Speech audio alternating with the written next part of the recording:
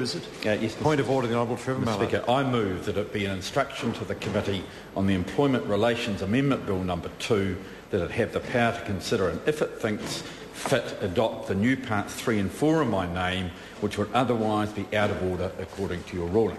Mr. Speaker, this is a... Point of order. I'll hear the point of order. I've heard the member's point of order. He's moved that. The Honourable Gerry Brownlee. Mr. Speaker, I think you are going to need to make a ruling here that does not see any gap in procedural matters in our standing orders. In fact, unduly impede the progress of a bill when the House has clearly made a determination by way of majority on how it should proceed. If this motion is debated now, then it is a long debate. At that point, there is a decision that would be made by the committee, which it's already made. So we could have the absurdity here of one part of the standing orders and procedure of the House making it clear that new parts that have bring in matters that have previously been dealt with cannot stand, but we can then have a debate about whether or not the House can instruct itself to either accept or not accept those parts. And that seems to me to be a complete mockery of the way in which the procedure of the House should progress.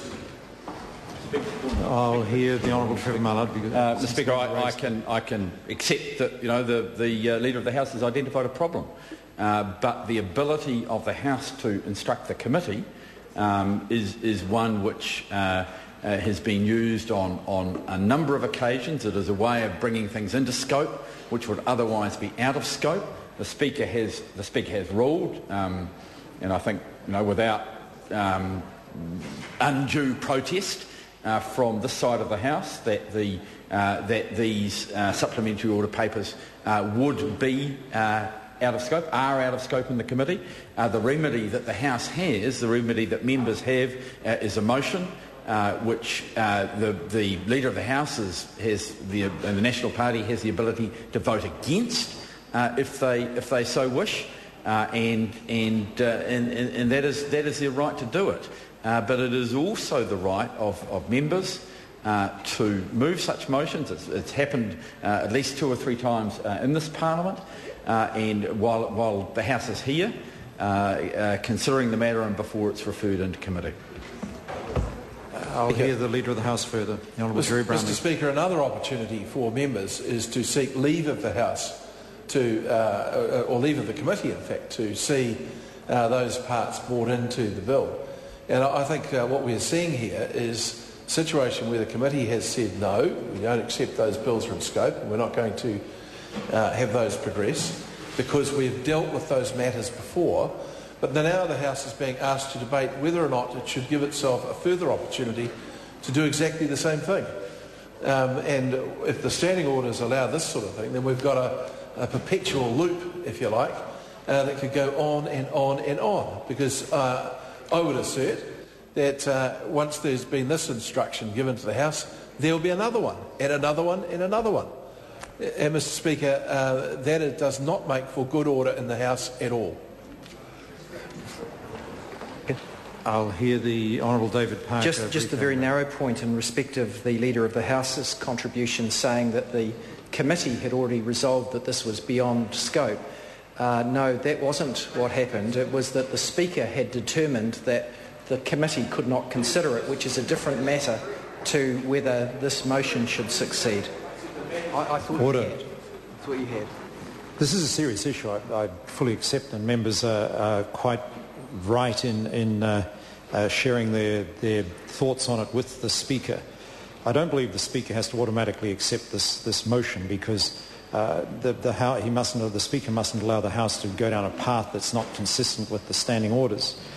The particular issue, as I understand it, the member's trying to do here is to enable the House to instruct itself that the committee go back and reconsider something the committee's already decided on, because the committee has dealt with part 1 of that bill. The members' amendments, I've already ruled as Speaker, I've recalled to the Chamber and have ruled that they were properly dealt with as as part of Part 1 and therefore couldn't be dealt with by way of separate parts. And that's the issue. The House has already moved, the Committee of the Whole has already moved past the time when those amendments could be made at committee. It would seem to me that if there is an issue here, the more appropriate way would be to look at it by recommittal at the third reading, for example. Then the House can consider the matter in a more consistent way and as part of the third reading. But it doesn't seem to me to be appropriate to, given that the Committee of the Whole has passed this point on the bill, it doesn't seem appropriate to allow a debate over that matter, because I'd be allowing something where the Speaker's already ruled on it, and it does not seem to me to be appropriate. So it would be my ruling that the motion is out of order. Further point of order. Point of order, the Honourable Trevor Mallard. Clearly, it is in a sort of in the nicest possible way, is still challenging the ruling that you have made. Mr. Speaker, it's my understanding that in these matters, the House is actually the master of its own destiny. That the House can and often does make, and just about always, on the motion of a minister, make decisions for the committee to consider a matter which it could not otherwise consider. Now, you have ruled, and I'm not saying improperly, you have ruled that the committee chair was right when he ruled this out. I just sort of put in brackets, there is a matter of timing which you haven't dealt with in your ruling as to whether once a debate has started, whether you can have a retrospective ruling out, and that is a to one side. But the point is, sir, that the House has always been the master of its own procedures, and there has always been the ability of government ministers to move that matters which are well outside the purview of a committee be considered. It happens on a regular occasion. I think we're going to see it happening later in the day from a government minister, Mr. Speaker. And the fact that it is out of that it's not currently within the scope of the bill as a result of reason A rather than reason B, I think, sir, is not a valid reason for you to rule a motion out, because in my opinion it is the role of the House. Now, the Leader of the House has brought up the question of the perpetual loop. Now, that, of course, can't be right, because once the matter has been dealt with by the House, of course, it can't be dealt with again.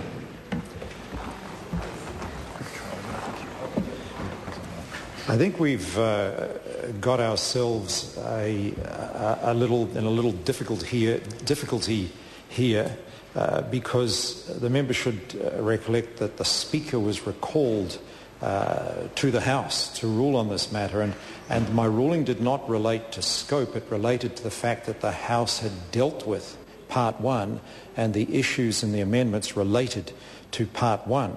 The committee had the power to consider the matter at the appropriate time, and it is the advice that I've received is an instruction must be moved immediately after the order of the day is called, and that is not the exactly right time. But I don't want to be too pedantic. But I feel that on this issue, the House had already voted on Part 1. The member quite properly raised his amendments and his concern about the chair then ruling them out. The Speaker was recalled and dealt with that as Speaker. And not on the issue of scope, but on the issue of the fact the House had dealt with Part 1.